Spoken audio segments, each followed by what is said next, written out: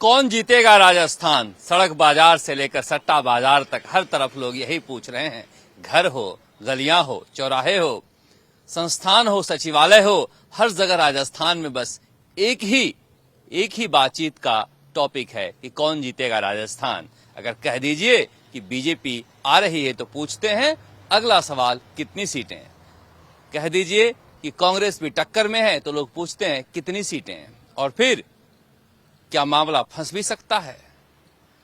गप करने के लिए, विमर्श करने के लिए, जानकारी के लिए, सट्टा बाजार में पैसे लगाने के लिए या फिर नेताओं को बधाई देने के लिए हर कोई परेशान है कि नई सरकार की शक्ल सूरत क्या होगी, राजस्थान में माहौल क्या है जानने के लिए बाहर से भी लोग फोन कर रहे हैं कि राजस्थान में माहौल क्या है।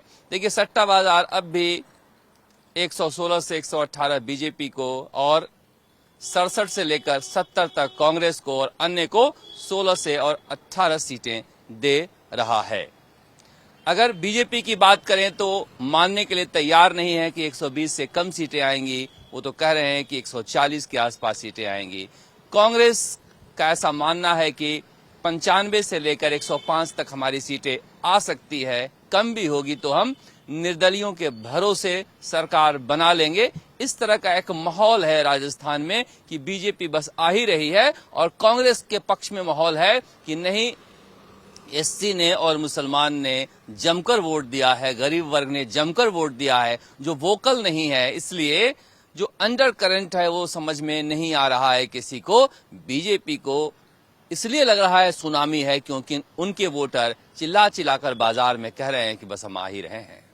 इस बीच मुख्यमंत्री अशोक गहलोत हो या फिर बीजेपी के सभी बड़े नेता एक एक सीट को लेकर बैठ रहे हैं और एक एक सीट पर मंथन कर रहे हैं कि कौन कहां से जीत सकता है, कहां से हार सकता है। कई तरह की वायरल सूचियां बाजार में आ रही हैं। लोग अपने अपने तरीके से मेहनत करके एक एक विधानसभा का आंकड़ा दे रहे हैं। पता नहीं वो आंकड़ा कितना सही है, कितना गलत है, मगर हर बार अमूमन ऐसा होता था कि 3-4 राज्यों के जब चुनाव साथ होते थे तो आखिरी चरण में राजस्थान का चुनाव होता था और उसी दिन एग्जिट पोल भी आ जाता था।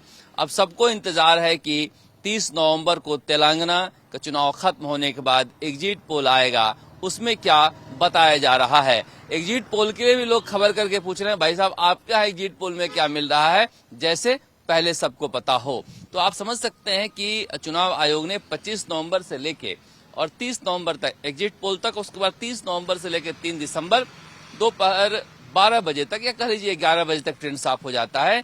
एक कौतूहल कह लीजिए या फिर उत्सुकता कह लीजिए, एक माहौल बना रखा है कि राजस्थान कौन जीत रहा है। अभी से लोग कौन बनेगा मुख्यमंत्री इस पर भी चर्चा कर रहे हैं कि अगर कांग्रेस जीतती है तो क्या क्या गुणा भाग किस नेता के पक्ष में हो सकता है, अगर बीजेपी जीतती है तो क्या क्या गुणा भाग किस नेता के पक्ष में हो सकता है। मुख्यमंत्री अशोक गहलोत लगातार गांधी परिवार मल्लिकार्जुन खड़गे कांग्रेस के राष्ट्रीय अध्यक्ष के पास मंडरा रहे हैं चुनाव के बाद ही, जबकि बीजेपी के सभी बड़े नेता दिल्ली में कैंप किए हुए हैं। यहां एक दिन सीट वाइज